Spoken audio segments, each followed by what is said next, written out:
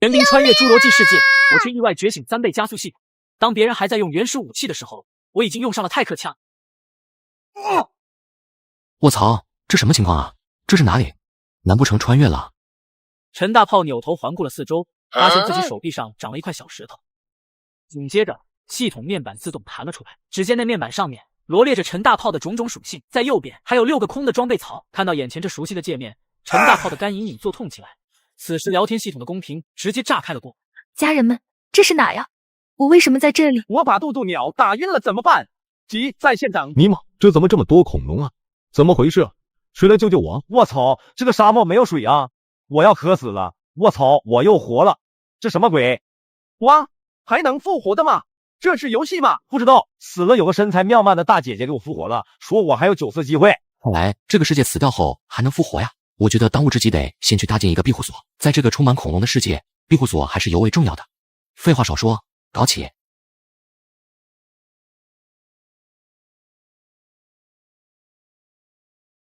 大炮很快就发现了一处石堆，随后大炮又来到了一个大树边。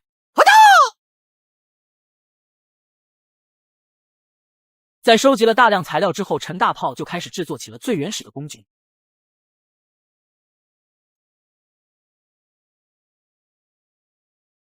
有了石镐，我们就可以获得碎石，制作更高级的武器了。嘿嘿嘿。陈大炮利用碎石制作了一把石斧以及防身用的长矛。有了这根长矛，应该足以应付低等级的恐龙了。我操！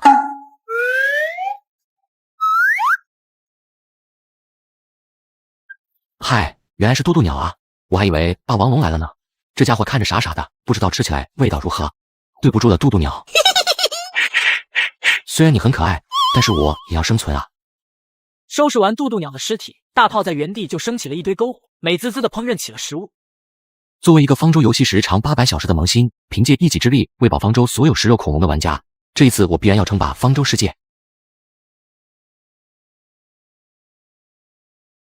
大炮享受完美食过后，天气大变。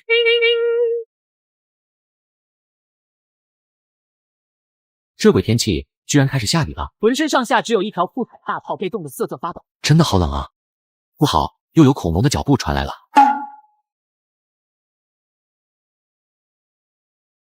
居然是方舟老实人傅志龙啊！此时灌木丛中飞影一闪，一只头顶冠子的小型恐龙吃了。这家伙如果我没猜错的话，应该是双脊龙。说时迟那时快，只见一股黑色的液体从他的口中喷出来。好一口千年老痰，我傻。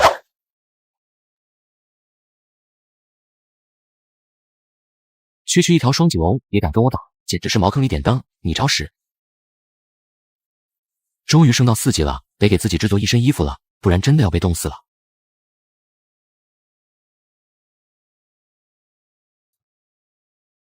有了粗布衣，也算是给自己增加了一层保护。嘿嘿嘿，接下来得把这条双脊龙处理一下。紧接着，大炮利用石斧采集了些兽皮跟生肉。此时天色暗去，夜晚的森林危机四伏。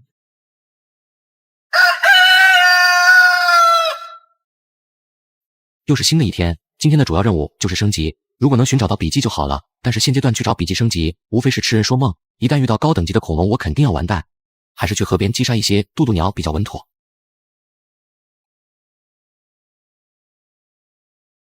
小可爱们，来尝尝我的最新武器吧！嘿嘿嘿。等级提升到10级了，不错不错。现在咱们可以制作流星锤去驯服恐龙了。救命啊！什么情况？谁在喊救命？只见河对面有3个人被一条迅猛龙追。这该死的迅猛龙，为什么老是追着我们不放啊？谁来救救我呀？马奎大哥，你不是有弹弓吗？快点打他呀！我打个锤子，这破弹弓根本没伤害，还是快点跑吧。你们几个抓紧跳到水里游过来。迅猛龙害怕水里有食人鱼，它不会下水的。对面有人，咱们要不要下水啊？事到如今也没别的办法了，只能殊死一搏了。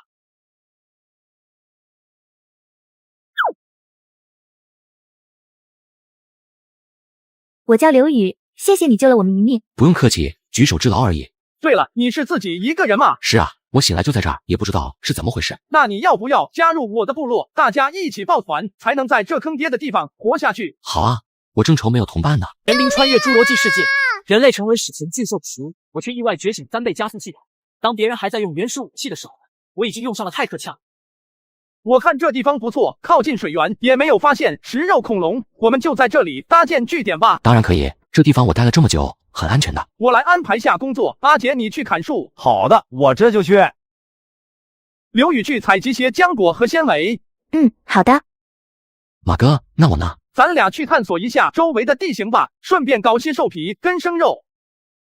对了，马哥，你怎么升级这么快啊？都15级了，有什么秘诀吗？嗨，哪有什么秘诀，不就是被恐龙追得多了，经验就长得快吗？这样啊，看来我也得多出去转转了。马奎肯定是撒谎了。方舟世界里面，采集、制作，甚至是杀掉恐龙都会获取经验。马奎这个情况，明显是捡到了笔记。大炮还在思索中，前方就传来了阵阵打斗声。卧槽，又是迅猛龙！只见远处一只迅猛龙正在跟一头三角龙比斗。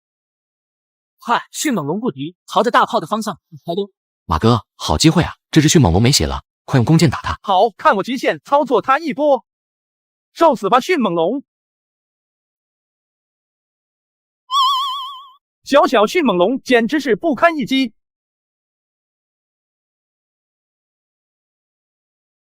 即使迅猛龙被击败，还有一头高等级的三角龙。马奎不敢大意，又躲进了灌木丛。玩过方舟的应该都知道，三角龙是食草恐龙。见迅猛龙被击败，三角龙只停留了一会就走了。三角龙走了，我们把这头迅猛龙采集一下吧。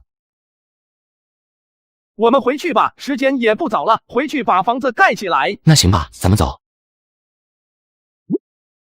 马哥，你们回来了，这2个箱子是我俩收集的材料，你看一下吧。这点材料肯定不能建起个木屋。大炮，你跟阿杰再去砍些木头吧，我跟刘宇把刚才的生肉烹饪一下。俩人来到森林里砍起了木头。由于俩人等级不高，还没点几下就满负重。阿杰，这效率太低了，要不咱们一边砍一边做吧，直接把成品给马哥送过去。你别自作主张，马奎会不高兴的，他是部落的首领。那好吧。对了，大炮啊，你知不知道这个恐龙是怎么驯养的啊？要是能整个迅猛龙型的，那不爽歪歪的。这货肯定把蓝图全点完了，估计点完才发现不知道怎么驯龙。这个我也不清楚，我猜测呀，肯定是要找到他们的蛋，给它孵化了，从小训练，那恐龙肯定就听你的了。扫带丝内，原来如此啊！我看马奎等级比你高出4、5级，他是不是有什么诀窍啊？我也不知道他怎么弄的，马奎什么也没对我们说过。看来马奎为了保证自己的领导地位，不愿意分享信息给部落内的同伴，这样互相提防，发展太慢了。差不多快天黑了，我们回去吧。回到营地后，马奎就开始制作起了木屋。今天资源有限，大家就先凑合着住吧。为了大家都安全，大炮你来守第一班夜。那行吧。这个部落太差劲了，一共就几个人还内斗，连信息都不愿意共享，这还怎么发展？自己必须得想个办法离开了。大炮，你带阿杰去昨天那个地方再打点生肉和兽皮回来。我跟刘宇今天给家里添置一些家具。好的，马哥。就在此时，天空突然传来了恐龙的叫声。我操，这是什么叫声？只见天空中一只翼龙飞快。这就是翼龙吗？是的，刚才我好像看到翼龙的老巢了，要不要跟我去看看？算了吧，太危险了，我们回去叫上马奎一起去吧。要是恐龙蛋落在奎哥手上，咱俩可就骑不上喽。你要是害怕，我先进去看看。一直受到马奎的压迫，趁现在不如拼一把，万一有个恐龙蛋岂不美哉？走吧，翼龙老巢在哪？跟我来。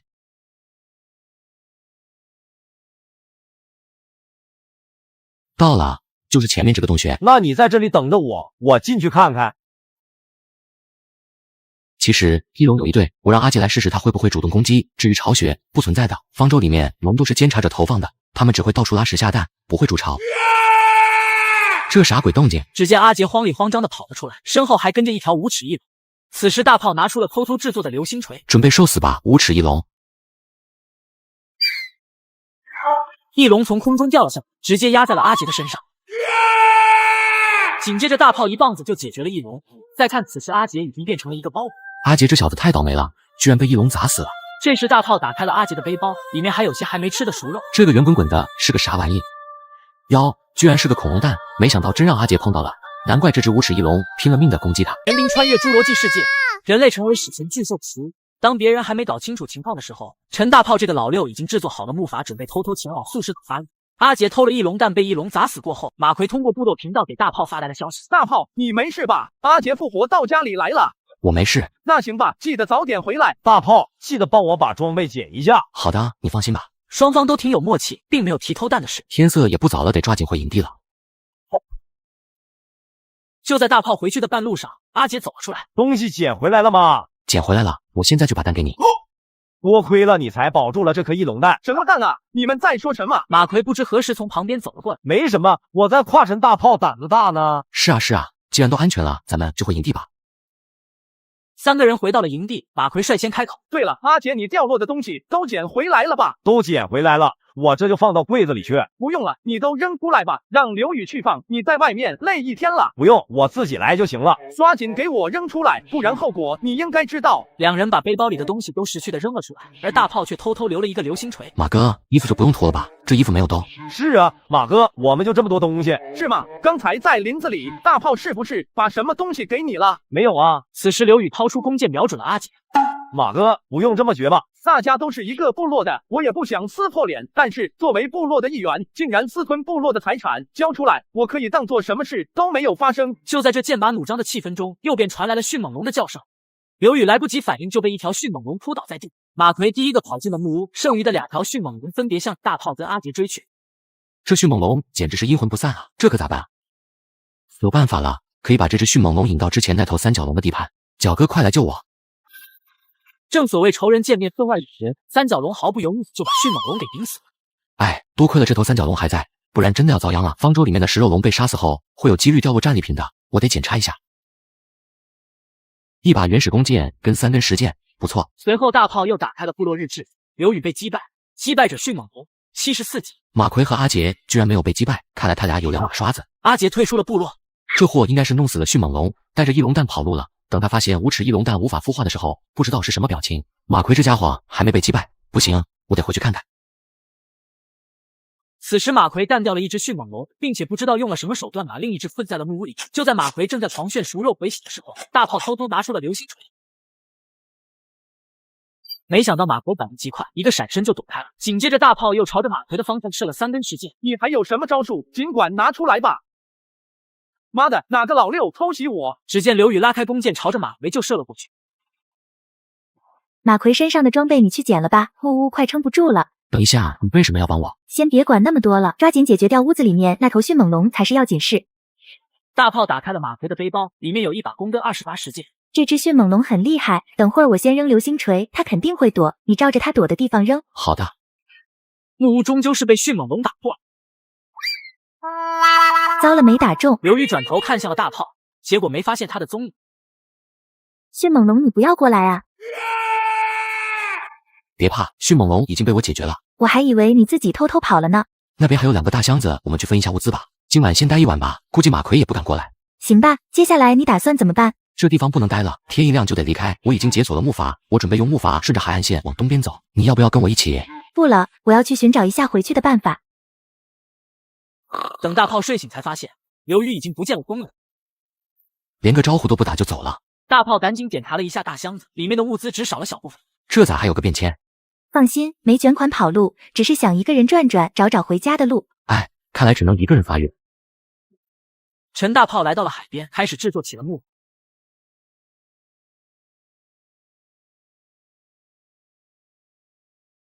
随后大炮打开了地图。现阶段能安全发育的地方也就只有素食岛了。扬帆起航，前往素食岛。看过侏罗纪世界的都知道，霸王龙虽然厉害，但是跟苍龙比起来，那它就是个弟弟。现在我比较怕的是方舟世界里面的栗子鱼，这种远古时代的硬骨鱼，体长可以达到20-30米，在深海里也算得上庞然大物。这货看起来十分吓人，但是它不会主动攻击玩家，它只是对木筏有着特别的喜爱。不知道有多少萌新开心的驾驶着木筏，结果被栗子鱼袭击翻车，而且死在海里，包都不好捡。援兵穿越侏罗纪世界，陈大炮这个老六在去素食岛的路上，竟被栗子鱼给顶翻船了。陈大炮驾驶着木筏一直在海边行驶着。3小时过后，大炮从地图中间行驶到了素食岛对岸。在登入素食岛之前，我得驯服条工具龙，不然单凭我自己收集材料，实在是费时又费力。就在这时，一个浑身都是甲壳的奇怪生物爬了过来，居然是3叶虫，这可是好东西啊！紧接着，大炮掏出弓箭，一下就直3叶虫，采集一下看看能不能出黑珍珠。运气不错，还真爆出来个黑珍珠。突然，右边传来了脚步声，这是什么动物的脚步？只见左边出来个像巨蜥一样的生物。哦吼，居然是方舟最胆小的生物——涉足兽。这种生物只要有人打它一下，它就会飞快的逃走。这货明明战斗力超强，驯服后可以打得过同等级的牛龙，却如此胆小。大炮打开了这只涉足兽的属性面板，涉足兽72级，提供稀有蘑菇可以喂养。我雷个骚刚，居然要稀有蘑菇！这头涉足兽是驯服不了了，它只有爱心标志，看来附近还有一头涉足兽，我得去找找。大炮在不远处果然发现了一头涉足兽，涉足兽120级，提供紫色浆果可以喂养。这个牛啊，居然是满级生物！紫色浆果这种东西，大炮背包里就有。驯养进度条涨到了47%，看样子需要喂养3次。这次提示需要熟肉，刚好我背包里也有熟肉。驯养度来到了82%，紧接着最后一次喂养也。服了，居然要优质生肉！就我现在这实力，我去哪给你搞优质生肉？大炮只能驾驶着木筏继续沿着海岸边前行。就在前方，大炮发现了一群剑龙，在远处还有一头牛龙。这个牛龙可以掉落优质生肉，那边有3头剑龙，如果把牛龙引过去，他们肯定会打起来。牛龙老弟，来打我呀！牛龙见到大炮后拼命的追，大炮直接钻进了剑龙堆里。大炮来到牛龙尸体旁边采集了一下，有了优质生肉，就可以驯服那头高等级的涉足兽了。驯养成功了，大炮愉快地骑上了属于自己的第一条龙。不错呀，180级，100%的驯养有效性，直接加了60级。既然你最后一口吃的是优质生肉，优质生肉外号大腿肉，就叫你大腿吧。大腿，给我打这只渡渡鸟！好家伙，果然不能自主攻击啊！大炮骑着大腿正在闲逛，迎面来了2头双脊龙。哈哈，有了大腿，我还怕你这2头双脊龙吗？现在工具龙也有了，出发素食岛。就这样，大炮跟大腿一同前往了素食岛。马上就要抵达素食岛了，希望不要遇到栗子鱼。然而不出意外的话，意外就到了。只见大炮连人带船直接飞了起来，最终沉入了大海。我这是在哪？难道我没死？大炮环顾了四周，发现自己跟大腿来到了素食岛。既然来到了素食岛，先去捡个笔记。大炮来到了素食岛的基地，里面有一张笔记，上面画着一只裂齿兽，并且记载了它的习性特点。直接升了2级，现在29级了，还可以。据我了解，素食岛上有很多的铁矿，我先做个炉子，然后去采集些铁。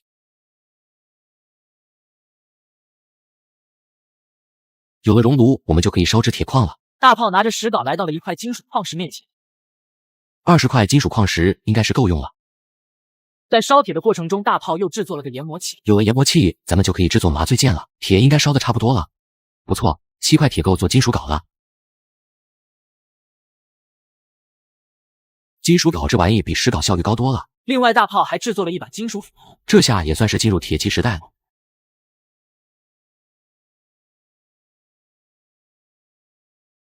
这就是雷龙吗？这看着比游戏里面还要震撼。我要是能驯服个雷龙就好了。言归正传，现阶段想要快速搞铁矿，用镐子肯定不行，还是得去驯服头甲龙。人灵穿越侏罗纪世界，陈大炮这小子却觉醒了3倍加速系，直接给自己打造了一身钛合金装备。现阶段为了要想高效率的刨矿，必须去驯服头甲龙，在去找甲龙之前，咱们必须搞些麻醉剑。紧接着，大炮利用起了研磨器，将腐肉跟黑色浆果混合在一起，就可以变成麻药。有了麻药，咱们再制作些麻醉剑。麻醉剑这种东西可是前期驯服恐龙必备利器。大炮在素食岛逛了一圈，终于找到了一头甲龙。72级的甲龙还不错，就你了。大炮拿出了最新制作的武器十字弩。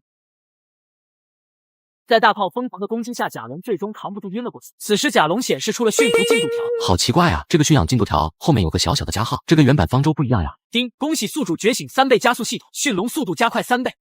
好家伙，3倍加速系统。我勒个豆，这驯服速度居然这么快，看来我陈大炮真的能称霸这片孤岛了。现在我要去驯服头5齿翼龙，我可不想再乘坐木筏离开素食岛了，被栗子鱼顶的滋味实在是不好受。大炮在素食岛上又寻找起了高等级的翼龙。我靠，5级翼龙，你跟我俩闹呢？这等级太差了。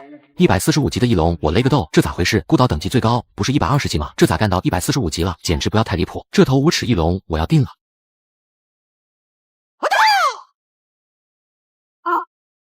大炮凭借3倍加速器，一麻醉剑就把5齿翼龙打晕了。3倍驯服速度以及不错，终于有翼龙了。经过这一阵折腾，大炮已经来到了38级。现阶段咱们可以制作甲龙鞍去挖矿了。大炮迫不及待地骑着甲龙来到了附近的一片矿石区。恭喜宿主触发3倍加速系统，获得300铁矿石。牛啊！100铁矿直接变成300铁矿，这3倍系统可以节省不少时间呢。大炮回到了营地，又查看起了刚刚驯服好的无齿翼龙。现在咱们再制作个翼龙安具，有了翼龙安具，咱们就可以飞天了。这飞天的感觉还真刺激啊！趁现在，咱们骑着翼龙去搞些水晶，没有水晶真的很不方便。大炮骑着翼龙从素食岛出发，一路北上，直接来到了一座山的山顶。3倍资源激活中，恭喜宿主获得150水晶矿石。150个水晶应该是够用了。这地方看着挺危险，赶紧撤退。突然，远处的天空出现了一道蓝光，看来这是监察者们投放的空投啊！这道嘴的肥肉不能让他跑了，得去看看。大炮飞到了空投附近，只是极力护腿，有机聚合物的材质可以更好的散热。可以，这趟没白来。现在咱们还得去搞个手加神器。大炮又从山头上来到了沼泽。我来沼泽的目的就是来收集一些 X 植物的种子。X 种子把它种植在大型耕地中，会长出一株具有防御性的植物。这玩意儿对付目前的生存者足够了。回到家后，大炮就制作起了望远镜。有了望远镜，咱们就可以看远处恐龙的详细信息了。另外还制作了个烹饪锅，烹饪锅可以做出各种食物，并且每一种都有特殊功能。现在咱们还要搞些大型耕地。有了大型耕地，就可以种植 X 植物了。大炮在营地附近放了一个大型种植箱，并种上了 X。恭喜宿主触发3倍加速系统，生长速度加速3倍。好家伙，刚种上就长出来了，牛逼克拉斯！现在得给自己这身麻布衣升级一下了，这身衣服也就是御寒作用了。看一下铁矿烧了多少了，足足150块，不错，是时候升级一下装备了。防弹装备5件套，每一件都可以提供100点的护甲。有了这一身铁甲，再点一点生命值，就不怕遇到突发情况被秒杀了。另外还制作了一把长管步枪，这玩意可以发射简易步枪子弹和麻醉镖，比麻醉剑麻醉效果更强，而且对生物的伤害更低。现在咱们的实力也是不容小视，距离我称霸方舟世界又近了一步。神灵穿越侏罗纪世界，大炮凭借多年方舟经验，直接驯服了一头阿根廷巨鹰，并在素食岛还遇到了一头稀有独角兽。咱们有了长管步枪，还得搞些弹药。大炮将煤炭放入研磨器与银火混合在一起，变成了火药。紧接着再利用铁锭跟火药，就可以制作成长管步枪弹药。接下来我将计划前往死亡岛，这个岛屿可以说是与素食岛截然相反，这里只会刷新食肉恐龙，可以说是非常恐怖。很快大炮就从素食岛飞往了死亡岛。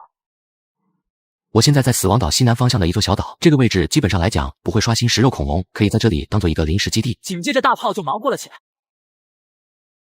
有了这个陷阱房，咱们就可以去找阿根廷巨鹰了。虽说阿根廷巨鹰没有翼龙飞行速度快，但是架不住老鹰的耐力血量都是碾压翼龙的，咱们必须搞一头。大炮首先利用翼龙抓了2头渡渡鸟的尸体，给扔进了陷阱房。老鹰这种生物最喜爱恐龙的尸体了，用渡渡鸟来当诱饵，再合适不过了。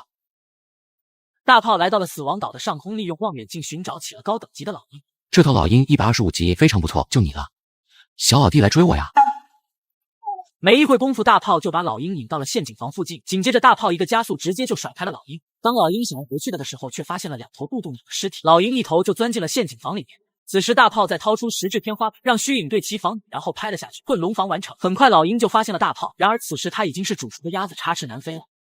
大炮凭借着3倍加速系统，直接就打晕了老鹰。驯服老鹰还得用大腿肉，这玩意可比生肉强多了。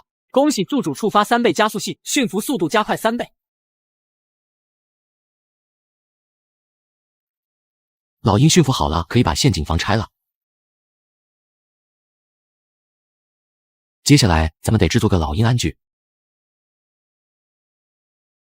现在咱们可以回家了，有了老鹰后期搬家啥的将会方便很多。差点忘了个大事，咱们可以去红树林找头新尾兽，不然没有挖石头的工具龙也很不方便。大炮又从死亡岛前往了红树林。这头虽然只有60级，但也能凑合用了。大炮直接用老鹰把新尾兽抓起来。红树林比较危险，用老鹰抓回素食岛再驯服比较稳妥些。然而就在返回素食岛的途中，大炮突然遇到3个人。救命啊！何人在此喧哗？只见陆地上有3个人飞快，后面还跟着一头100级的霸王。怎么倒霉的又是我，这该死的霸王龙！就在霸王龙即将追上来的时候，大炮骑着老鹰直接把刘宇抓了起来。老大，你有没有看到一头大鸟啊？你这不是废话，刘宇就在我前面被那头大鸟给抓走了。剩余的2人还在陆地上跑着，只见落后的那人掏出流星锤，直接前面那人给困在原地。狗剩子，你小子居然暗算我，我巧立哇！你又救了我一次，没想到这么快就见面了。糟了，差点把那个家伙给忘了。你在这等等我，我去就来。对了，后山暂时不要去啊，等下回来给你解释。大炮这边骑着老鹰火急火燎的往对岸飞去，差点把星尾兽给忘了，好在这家伙还在。大炮直接就把星尾兽给扔在了素质沙滩上。你这是什么生物？阿根廷巨鹰，空中霸主，怎么样，帅气吧？可惜你不是我部落的，要不要重新考虑下加入我的部落？好，我加入。刘宇加入了部落，31级。走吧，跟我去驯服那头星尾兽。两个人又来到了刚才的沙滩，恭喜宿主触发3倍加速系，驯服速度加快3倍，驯服成功。对了，你怎么搞到被霸王龙追的？哎，那天早上我看你睡着了，就没有打扰你。我带上了些必需品，准备去红色方尖碑找寻回家的方式。结果在入海口的时候遭到了地鳄的伏击，直接就挂掉了。再次复活后遇到了一个小型部落，然后我们在闲逛的时候就遇到了那头霸王龙。突然一声马叫吓了两人一跳。我勒个豆，居然是独角兽！这玩意整个孤岛就一个，这怎么还有神话故事的动物？先别管那么多，咱都把它驯服了。想要驯服独角兽，必须得用胡萝卜。大炮悄咪咪的来到了独角兽的面前。人灵穿越侏罗纪世界，当别人沦为恐龙的口粮时，大炮却骑着独角兽带着妹子在素食岛潇洒。大炮骑着独角兽直接领着刘宇在素食岛逛了一圈。自从来到这个世界，一直过着提心吊胆的日子，没想到还能在这见到神话故事的动物。嘿嘿嘿，怎么样，好玩吧？对了，这跟花一样的植物是啥玩意？差点忘记跟你说了，这可是好玩意。此时天空中刚好路过一条翼龙 ，X 植物瞬间有了反应，对着翼龙发射了大量包，翼龙瞬间被粘住，没一会的功夫，翼龙就被击落了。我勒个豆，这植物还有这种效果呢？那是你不知道的东西还多着呢。对了，还需要你帮忙驯的生物。驯什么呀？雷龙。我勒个豆，雷龙那么大，你能驯服得了吗？啊！嘿嘿嘿，原来是不行，这不有你了吗？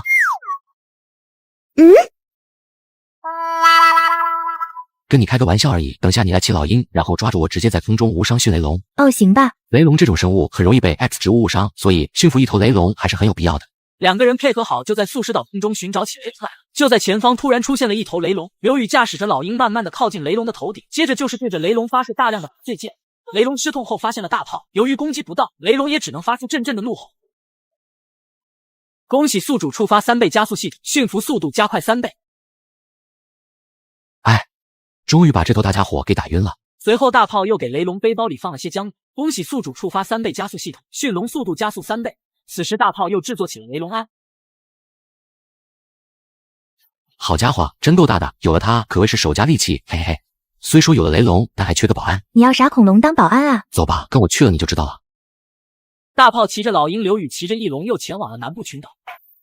就是这里，快看地上。只见地面上有3头迅猛龙，其中一头还冒着雾气。想必冒着雾气的那头就是首领吧？就抓这头来当保安了。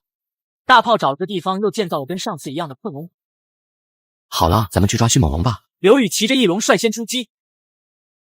迅猛龙在被遭受攻击之后，齐刷刷的看向刘宇。大炮趁他们不注意，直接就把首领给抓了起来，随后来到陷阱房上空扔了进去。迅猛龙还没明白什么情况，用力跳了一下也没能跳出陷阱房。嘿嘿嘿，进了我的陷阱房，你就别想出来了。随后大炮掏出十字弩一剑就把迅猛龙打晕了，随后又喂上优质生肉。恭喜宿主触发3倍加速系，驯龙速度加速3倍，驯服成功。有了这头迅猛龙，素食岛这一片基本没人敢来了。两个人又飞回了素食岛，只见素食岛上有大炮驯服的各种各样的宝贝。这些恐龙这么多，喂食也不方便，直接给他们搞个食物槽。有了它就不用担心恐龙被饿死了。现在咱们要干嘛呢？咱们去搞些有机聚合物，有了有机聚合物就能制作低温舱了，不然这老些恐龙实在是不好管理。现在得去驯服尾齿鸟，那玩意可以帮我们收集有机聚合物。两个人又踏上了寻找尾齿鸟之旅。看看前面就有一头尾齿鸟，刘宇你去前面追赶，我在陆地上用流星锤伏击。刘宇骑着翼龙直奔尾齿鸟而去，此时发现刘宇的尾齿鸟加速的逃跑，就这样你追我赶，很快就进入了大炮的伏击范围。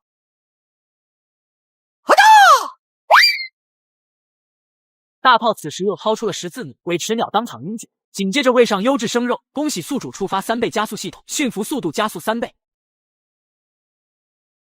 驯服好了，咱们可以骑着尾齿鸟去打黄昏鸟，那玩意能产出有机聚合物。俩人骑着尾齿鸟又去寻找起黄昏鸟。小小黄昏鸟简直是不自量力，准备受死吧！群精力阵，哈！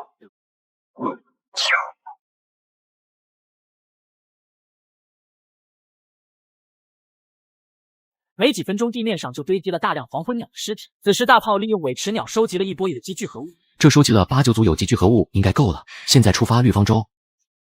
众所周知，绿方舟可以制作低温舱。大炮将材料放进了里，1分钟后，大炮就制作了5个低温舱。给你一个刘宇，这玩意可是好东西。这低温舱怎么用呀？你对着你的翼龙试一下就知道了。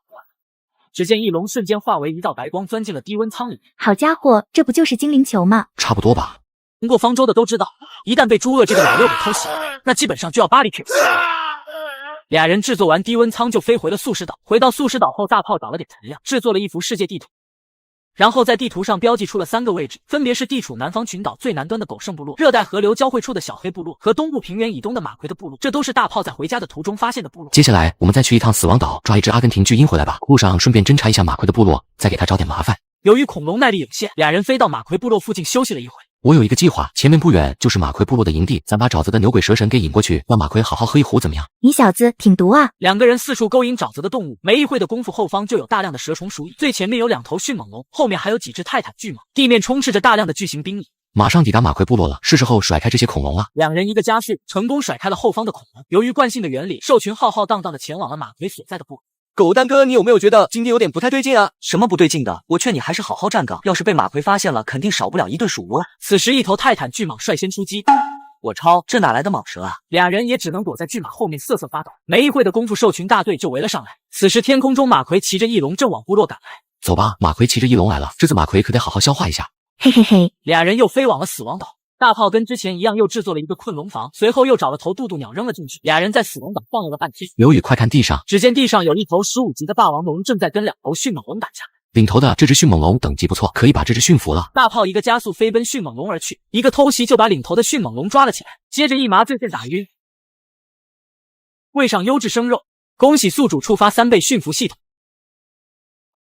驯服成功，这头迅猛龙加上之前那头刚好1公1母，嘿嘿嘿。大炮拿出了低温舱把迅猛龙收了起来。此时聊天公屏炸开了锅。大炮、刘宇，是不是你们2个王八蛋把恐龙引到我部落来的？你俩小鳖孙，给老子等着！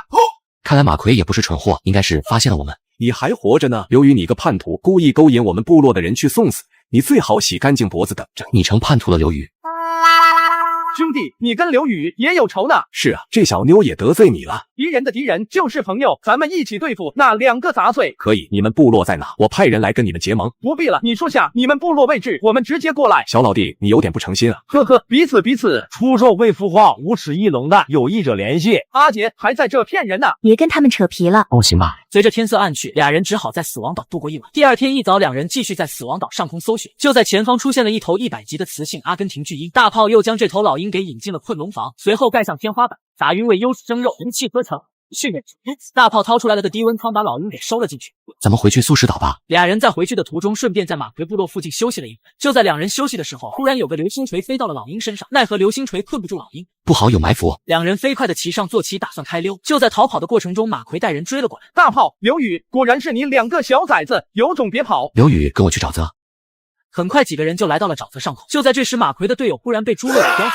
马奎还没反应过来，也被猪鳄给叼走。大炮两人急速的逃离了这里。刚才真的好危险啊！那个跳起来的是什么玩意？那个是猪鳄，可以把玩家从坐骑上面给弄下来。一般人不知道的情况下，很容易被猪鳄偷袭。忽然水里钻出来一个恐龙，我超，这难道是一齿龙？人民穿越侏罗纪世界，当别人沦为恐龙的口粮时，陈大炮这个老六却带着刘宇在河边掏河狸的老巢。这个一齿龙有什么用呀？这玩意用处大了，它相当于一个野生的空调。咱们老鹰也驯服好了，回素食岛吧。俩人又返回了素食岛，顺带还把一齿龙也给驯服了。大炮将驯服好的老鹰扔了出来，很快俩老鹰头上就显示出了爱心的标志。随后大炮给他俩打开了巡逻模式，只见一阵阵爱心飞出，没一会大炮就获得了一个冒红雾的鸟蛋。等这个蛋孵化出来，咱们就有2代的老鹰了，嘿嘿嘿。此时鸟蛋显示出了一个雪花的符号，明显此处环境太冷。只见一齿龙发出了一阵风，鸟蛋的雪花符号顿时消失了。看到了没？这就是野生空调，非常的牛逼克拉斯。那咱们现在去干什么？跟我去一趟红树林吧，我带你去找个非常可爱的生物。俩人来到了红树林，就是这里，咱们用望远镜好好找找。找到了，快看水面。只见水面上突然冒出来一个水獭，这又是什么奇怪的生物？这玩意是水獭，看我把它抓起来。只见大炮将老鹰从低温舱放了出来，并对着水獭发出了抓捕命令。你在这等着我，我去水里面搞些鱼肉。大炮不紧不慢地来到岸边，随后一个猛扎进大炮很快就来到了水底，只见水底有各种各样的鱼类，紧接着利用十字弩一箭就把一条鱼给击毙。嘿嘿嘿，鸡汤来了！驯服成功。这小家伙该不是当围脖用的吧？答对了，水獭围在你的脖子上，会给你提供很高的高低温抗性加成。除了这个，还可以用它帮你抓鱼、采集珍珠哦。怎么让它采集珍珠啊？我给你演示一下。水獭收到命令后就钻进了水里，不出2分钟，水獭就搞了一小堆珍珠。哇，小可爱真棒！水獭像有灵性似的，直接蹦到了刘宇的脖子上。看来这个水獭很喜欢你啊，走吧，跟我去抄家。咱们部落已经这么有实力了吗？那是必须的。俩人来到一处木头堆起来的小室，大炮查看了一下河狸窝，好家伙，足足400个水泥，全部拿走。两人拿到水泥后飞快的溜走。此时河狸窝钻出来个东西，疯狂的追赶着大炮。我靠，河狸居然追过来了，快跑！俩人费了半天劲甩开了河狸，总算安全了。咱们去趟火山口看看吧，那个地方有贡献神器的地方。俩人又飞往了火山口，大炮打开了贡品终端，上面显示需要喷火龙、大金刚和玉女蜘蛛的战利品。看来需要挑战了3个 BOSS 才能进去解开这个岛屿的秘密。现在在这也没什么意义，接着去别的地方逛逛吧。两个人来到了一个充满雾气的地方休息，突然雾气散去，迷雾中赫然有2个人。你们是哪个部落的？为什么擅自闯入我恐狼部落的领地？我们只是路过，雾气太大，无法辨别方向，误入宝地，还请海涵。我们正在抓捕一只稀有的绵羊，全被你们吓跑了，留下你们的2只恐龙，你们可以走了。你俩简直是在想屁吃！是你吗，刘宇？怎么是你啊，段双双？你俩认识吗？当然，在刚穿越的那会，我俩就认识了。既然是熟人，那就好办了，去我们部落坐坐吧。几个人来到了段双双的部落，我们本来在这附近探索呢，顺便看一下雪山边缘能不能收集点毛皮。原来如此。此时在刘宇身上的水獭发出了一阵叫声，这滋滋乱叫的是个什么玩意？这小家伙是水獭，戴在脖子上可以取暖。看来炮兄对岛上生物了解不少啊。稍微懂一点。既然这样，我就开门见山了。不知道炮兄的水獭可否交易？我可以用其他物资来换。水獭不换，不过可以免费告诉你水獭的活动区域和获取方法。在告诉段双双水獭获得的方法过后，段双双也很大方的给了大炮2人500多的毛皮。多谢段兄，炮弟跟刘弟就此别过。两个人又飞往了雪山边缘，快看是石油，想要进入工业化时代，没有它可不行，得多采集一点回去。大炮很快就收集了大量石油。就在俩人愣神的功夫，左边有个动物发出了一阵叫声。我了个大豆，是企鹅。听过方舟的都知道，如果被火箭筒给炸一下的话，基本就要完蛋。大炮在遇到企鹅过后，直接掏出了装有伪石鸟的低温舱。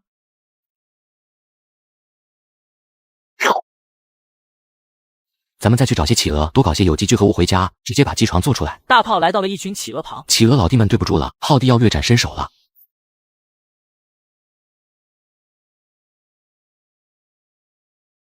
有了这些有机聚合物，回去制作个机床应该没啥大问题。时间也差不多了，咱们回素食岛吧。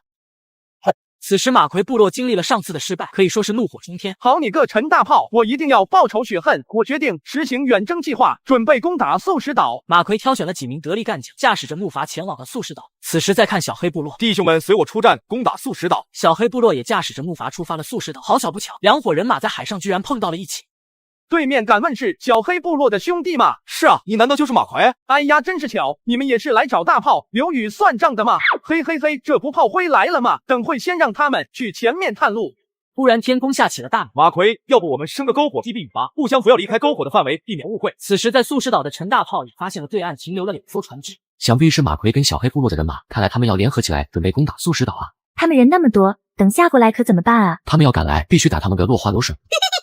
回到营地过后，大炮就忙活了起来。有了它，就可以制作工业化的物品了。随着机床的起来，工业时代正式到来。大炮制作了一个火箭发射器以及若干发火箭助推榴弹。这玩意儿对付木筏简直是大材小用啊！另一边，2艘木筏已经准备跨过大海前往素食岛。突然，水里发出了轰隆隆的声音。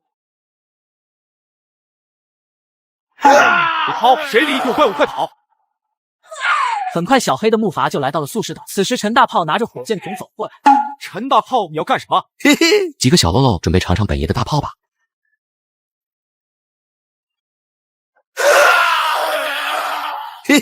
被炸成炮灰的滋味怎么样？此时早已经复活的马奎在天上看到了小黑被炮轰的情景。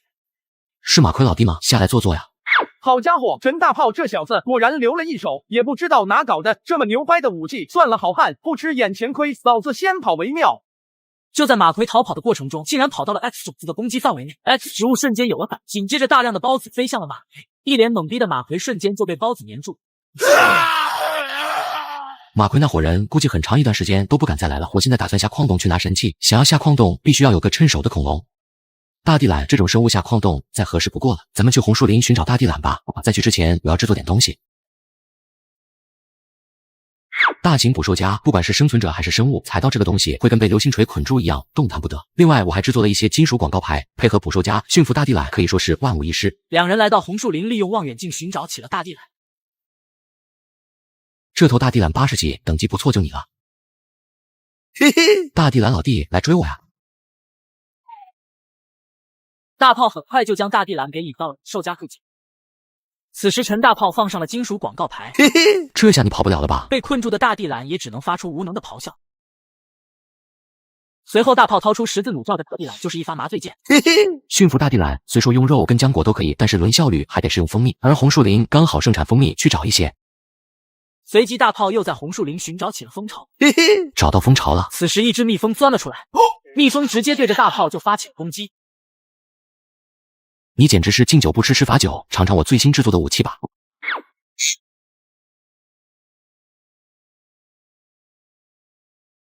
嘿嘿嘿，蜂蜜来了！驯服成功，驯服好过后，大炮就带着刘宇跟大地懒来到了红树林中间的毒气矿洞，准备拿取神器。人民穿越侏罗纪世界，人类沦为恐龙的口粮，而陈大炮却凭借着大地懒轻松获得了毒气矿洞的能力神器。在进入毒气矿洞之前，我必须做点防护。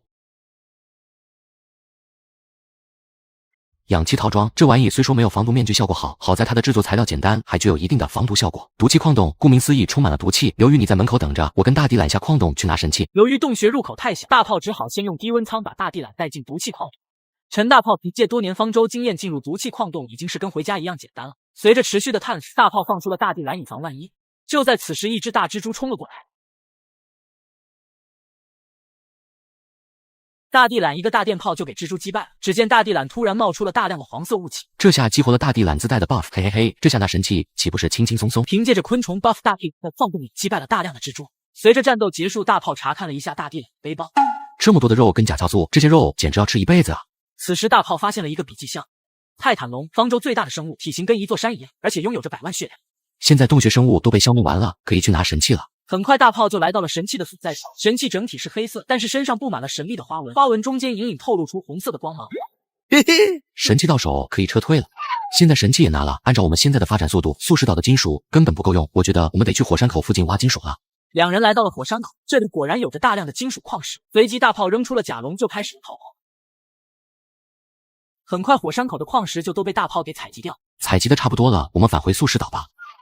两人又回到了素食岛，接下来需要用到大量的电路元件。电路元件可以用珍珠和精炼后的铁锭在机床制作，这个方法需要大量的珍珠，不如杀泰克龙来得快。得在这素食岛找找有没有泰克龙。好巧不巧，大炮真在素食岛上发射着一个闪闪发光的泰克剑龙。嘿嘿嘿，真的是得来全不费功夫，这就被我找到了。随即对着剑龙就是一麻醉剑。来来来，小龙龙尝尝美味的浆果。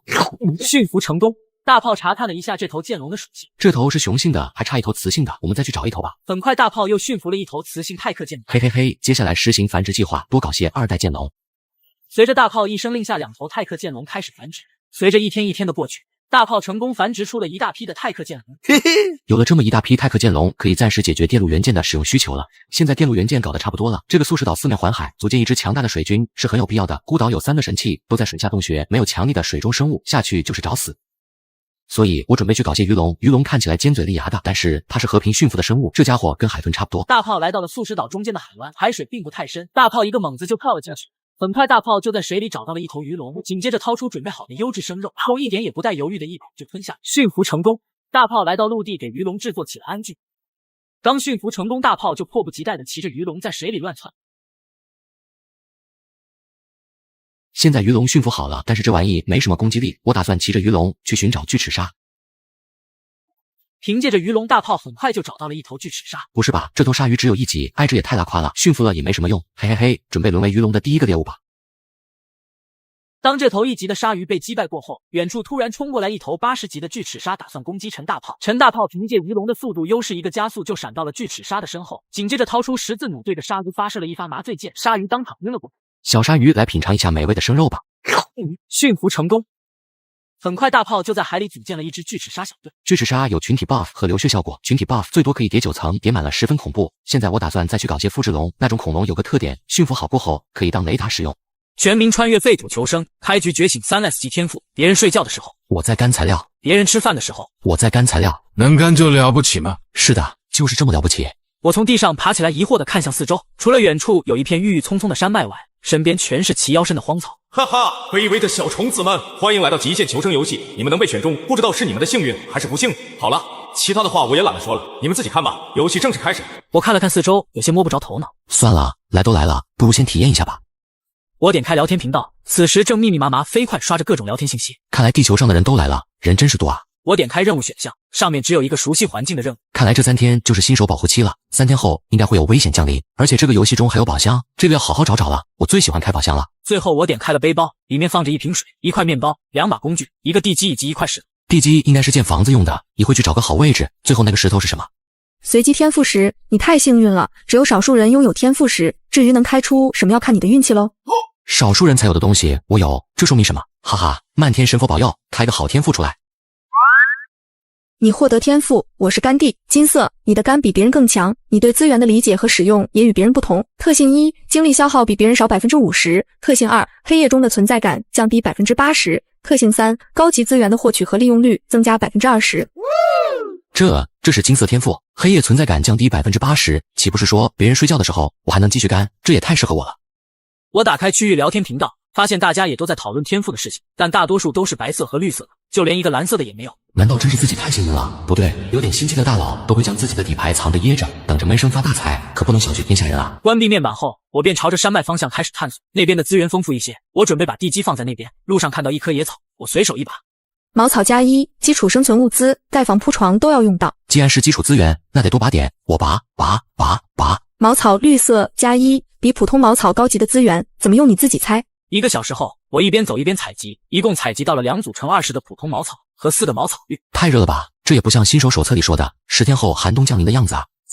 咦，那是什么？此时离我几米远的地上静静地躺着一个木头箱子，这就是宝箱了吧？我谨慎地看了看宝箱周围没有什么守护怪之类的东西，才上前打开了箱子，获得了面包、可乐、弓箭的图纸1张。我没犹豫，直接点击学习。现在也没什么材料，制作等后面再说吧。半天过后，我终于找到了一个海拔较高但地势比较平缓的小山坡，山坡旁边还有一条清澈的小河，汇入到山下不远处的一个湖泊中。前有照，后有靠，向阳通风，离湖泊距离适中，简直就是风水宝地啊！就这里了，选定地基直接使用。接下来就该制作制造台和庇护所了，材料还没齐，先去收集材料吧。我从背包拿出石斧，走向不远处的一棵大树，照着树干就劈了上去，砰砰砰，石斧过后，眼前的橡树消失不见。木材加1，距离庇护所又近了一步，继续，我砍。木材加1，木材绿加1，树胶蓝加1。哈哈，出货了，高级材料，还差点石头，继续，我敲。看着石稿也化为光点消失，我打开制作页面，点击制造台开始制造，过程需要5分钟。正当我准备躺在地上休息时，突然有了新发现，不远处的树木后面好像露出了一个方形的角，我连忙小跑了过去。发现铁质宝箱是否打开？那还用说，直接打开。你获得了午餐肉500克、麻绳图纸、技能书、分解术。竟然是技能书，还有肉。我直接学习了图纸和技能书，随后对着空了的铁箱子释放了分解术。你分解铁质宝箱，你获得了铁锭加2，还挺好用。这以后就又多了一种资源收集的方法。随着制造台的完成，我走到前，上面自动弹出来几个选项：庇护所、装备、家具、其他。制作庇护所需要不少木头啊！出发，去砍树。我砍。30分钟后，我满意的看着坐落在山坡上的这座木屋，虽然没有多精致，但是就是感觉踏实了很多。走到屋内，我用剩下的材料制作了几件家具，随后惬意的坐在床上看起了聊天频道，发现很多人都已经开始为建造木屋收集起了材料。我连忙打开交易模块，果然现在上面已经上架了不少东西在交易。碎石，这就是火石吧？刚才还想着怎么生火呢，这下不用钻木取火了。点击交易，2块碎石出现在了我的背包里。茅草现在这么缺吗？不应该啊，地上那么多草，随随便便拔点不就有了吗？我打开私聊，找到了那个用图纸换茅草的人。你好，你要用什么图纸换茅草？换多少？我做屋顶缺10个，这个是图纸的效果。橡胶用途很广啊，必须拿下。随着一顿砍价过后，我使用6个茅草加2个木材换到了这张图纸。加个好友，以后资源互换也方便。没问题，你是大佬，这么稀缺的图纸都有。你可拉倒吧，要不是今天连开2个箱子，开出来2个一模一样的图纸，你以为我会拿这个东西来换资源？哈哈，大佬厉害。就在这时，屋中突然暗了下来，我朝窗外看去，一轮圆月缓缓升起，视野中也弹出了一个提示：天黑了，没事尽量少出门，不然你可能就回不来了。一股淡淡的心悸感出现在了我的脑海，随后又消失不见。我思考了一下，走到门前，轻轻地推开了一个缝隙，果然，那股淡淡的心悸又出现了。看来天黑后外面还是有危险的，不知道弄个火把会不会好一些。全民穿越废土求生，深夜的荒原有着未知的危险。陆泽举着火把来到了西边的密林深处，可就在他沉浸在砍树的快乐中时，心头没来由的一阵悸动，下意识的挥动斧头迎了上去，随后便看见一个长条状的物体被劈成了2半。丁获得蛇肉200克、兽筋1、蛇毒10克、蛇皮1。太吓人了，死道友不死贫道，得罪了。就在陆泽惊魂未定之时，他突然发现不远处竟然有一个黑黑的大洞，洞口结满了蜘蛛网。都说富贵险中求，我就进去看一眼，遇到危险了就赶紧跑路。陆泽举着火把狗狗碎碎的进入了山洞，刚进山洞，陆泽就被一个物体绊了一跤，爬起来才发现是一块石头，牢牢的长在地上。丫的，你绊我一下，我今天必须把你铲平了！叮叮当当几锤子下去，各种矿石的信息弹了出来，随着石块消失不见，地面露出了一个坑。奇葩的是，这里面竟然有一个木质宝箱。丁，你获得了面包800克、高温熔炉图纸1、原币5。原币好像是第一次开出来这个东西啊，应该是某种货币吧。继续往前走，没多久，他被眼前的景象给惊呆了。只见矿洞深处竟然长着一棵会发光的树，树下还趴着一只浑身覆盖着鳞甲的蜥蜴，正在舔着树上的果实。这果实看起来是个好东西啊，不过这个大蜥蜴有点不太好惹，要不要先撤？就在陆泽准备战略性撤退时，突然又有了新发现，那个大蜥蜴的旁边竟然还有一个宝箱，散发着银白色的光芒。银色宝箱，这还是第一次见到。不走了，陆泽决定硬刚一波，他退回到刚才的矿洞，随后将之前毒蛇给的毒液吐出来，对着时髦涂了起来。一会能不能成就看你了，伙计。准备完毕，陆泽摸黑一点点的移动到了矿洞的阴影处。那只蜥蜴没有发现他，还在专注的啃着眼前的果子。可就在陆泽准备再次移动时，那个蜥蜴竟然爬了起来。不会吧，被发现了？大蜥蜴不是发现他了，而是刚才那颗果实舔完了，爬起来换了个位置舔下一颗去了。浪费我一颗果实，一会一定要你好看。放松身体，陆泽又缓缓前行，8米、4米、2米，就是现在。锋利的石矛戳穿了蜥蜴的舌头，一阵剧痛让大蜥蜴痛苦的吼了出来。陆泽刚想把石矛拔出来，就感觉到毛上传来一股巨力，把他整个人甩飞了出去。妈呀，这大蜥蜴的力量未免也太大了点吧！大蜥蜴在原地甩了几下，终于把石矛甩了出去，看着远处的罪魁祸首，仰头发出了一声怒吼，随后迈着粗壮的大腿冲了上去。这也太有精神了，还能这么玩！陆泽此时也只能拼了，拿出另一只石矛，对准了大蜥蜴的眼睛就戳了过去。当当当，石矛戳在了大蜥蜴的头部鳞甲上，冒出来一阵花，像是戳在了钢板上一样。好在这一击虽然没击中大蜥蜴的眼睛，但也把他给击退了回去。先不打了，这家伙太猛了，赶紧跑路！陆泽连忙朝着洞穴出口跑去，大蜥蜴怒吼着在后面追着。可就在陆泽即将跑出矿洞之际，大蜥蜴忽然浑身一颤倒在了地上，是蛇毒发作了。陆泽又等了10几分钟，才小心翼翼地走到大蜥蜴旁，使用了分解术。你获得了蜥蜴皮蓝1、蜥蜴筋蓝1、蜥蜴的肝脏蓝1、锋利兽爪绿4、有毒蜥蜴肉5 kg、干净蜥蜴肉20千克、钥匙1。大丰收啊！光蓝色材料就3种，而且还有一把钥匙，也不知道干嘛用的，难道是开宝箱的？解决完了大蜥蜴，陆泽迫不及待地先跑到发光的果子旁边，伸手就摘了一颗。荧光龙眼，使用后增加10%的宝石度，恢复10点精力，永久夜视能力+1。既然可以提供夜视能力，这简直就是自己干地天赋的最佳搭档。摘了，全给他摘了。几分钟后，树上的果实少了一半，陆泽背包里也多了一堆荧光龙眼果实，还有个大宝箱压轴呢，让我看看给我留了什么好东西。丁，你获得了美味烤肉2000克、咖啡1袋、扩容背包设计图纸、蓝色技能书真实之眼、原币50。大丰收，大丰收啊，都是高级货。陆泽将设计图和技能书使用，扩容背包可以用来扩展空间，真实之眼则是一个很不错的探查技能。哈哈，今晚还真是收获满满，希望以后每次出来都是这样。回到小木屋后，陆泽呼呼大睡起来，再次睁眼已经是第2天的中午，看了下区域频道，这一天过去竟然少了200多人，这还没到3天呢，竟然就有这么多减员。新手期时间宝贵，陆泽随意吃了点东西，便背着石矛向着荒草原出发了。摸索着走了一段时间，发现路上只有零星的普通荒草，连茅草资源都没有。这地还真穷，和森林里的资源比起来，简直天差地别。这时，陆泽突然感觉脚下踩到了一个尖尖的东西，把脚硌得生疼。哎呦，这啥东西？他拿出背包里的铁锹开始挖，一会的功夫就给挖了出来。这是一个用暗红金属做的，只有普通宝箱1/3大小的箱子。打开后发现里面有一个卷起来的羊皮纸，一把带刀鞘的小刀。你收集到了一张这个世界的残破地图，系统的地图功能开启，以后探索轻松了不少。这个小刀是啥？永不磨损的小刀。这把小刀也不知道是干嘛用的，反正砍瓜切菜应该没问题。永不磨损，就是永远不会用坏了。这玩意儿看着不像是个寻常物件。陆泽最后看了看地上空空的宝箱，对着它发动了分解术，分解不知名的宝箱，分解术等级提升，获得神秘的馈赠，幸运+1。陆泽急忙打开自己的属性列表查看，果然除了基础的属性外，还多了一行幸运的属性。还有这种好事，开门红啊！一会看看还有什么大奖在等着我。男人每天要挖48小时的矿，却被全废土奉为神明，只因他觉醒了3S 级干地天赋。在这个建造庇护所求生的世界里，他真的太强了。陆泽在荒原走了许久，终于在一种荒草中找到了一抹绿色，就连真实之眼也给了不错的反馈。竟然是止血草，好东西啊！以后再受伤也不至于没办法了。陆泽将这一片的止血草都收入囊中。这时，他突然发现不远处跑来了一只野兔，不知道今天晚上能不能加个餐。陆泽拿出弓箭就准备给他来一发，突然一个身影扑向了野兔，野兔被利爪按在地上，那怪物叼起野兔就跑没影了。这什么东西？速度也太快了吧！我绝对打不过他。小命要紧，陆泽跑停半个多小时才回到庇护所，正寻思交易频道换点东西，结果一条私信发了过来：大佬，止血草怎么卖？救命！怎么被蛇咬了？不是，我今天刚发现的盐矿，然后就被躲在后面舔盐的猫给挠了，一直在流血。啊，是动脉吗？大佬，动脉的话，你可以给我收尸了，只是一条普通静脉血管，但是也经不住这么流啊。好吧，你用什么换？大佬，我用这个换行不行？蓝莓真没了。竟然是盐，可以啊，好几天都没尝过咸蛋了。很快，陆泽就用3株止血草换了10公斤盐矿。关掉私聊，陆泽打开窗户，静静等待12点的到来。咚咚咚，一道钟鸣声在天边响起。幸运的小虫子们，恭喜你们活过了这3天。当然，这3天也没啥难度。接下来我要交代几件事。首先，庇护所等级开启。第二，游戏中的各种各样的存在都会开始出现，你们的处境要危险喽。第三，交易规则修改，以后统一用元币进行交易。第四，从今天起，定期会举行一些区域活动，并开启活动榜单和积分榜单。好了，废土正式版本从现在开始运行。一声响亮的吼叫从不远处的丛林中传出，陆泽将地图放大，发现自己周围密密麻麻的多了很多的红点。还没等他多想，就听到咣当一声，一只野狗撞在了木门上。小小的野狗也敢撒野？眼见野狗就要再次攻来，陆泽在他扑在木门的一瞬间，手里的时矛快速刺出，精准的命中了野狗。丁击杀野狗，元币加12，你是第一个完成怪物狩猎的玩家，奖励自由属性点+1。好吗？还有意外之喜，幸好我动作够快。这时面板又弹了出来，是刚刚那个神秘声音说的区域活动。挖矿达人，这不正是我的强项吗？正好昨天刚发现的矿洞，今天再去一趟。等陆泽到了密林，发现一头大棕熊正在矿洞口不远处拍着树干，对着树上的蜜蜂窝流口水。拍了好一阵后，见没有把蜜蜂窝拍下来，不死心的趴在树下睡着了。陆泽小心的摸了过去，好在中间有树丛作为缓冲，才偷摸的进了矿洞。然而还没等他适应，一只半米长的黑色大耗子钻了出来，陆泽对着他就刺了过去。大耗子也感觉到了危机，飞扑在半空中的身体竟然硬生生的往旁边移了半寸，正好躲开陆泽的时矛，但也撞在了矿洞的岩壁上。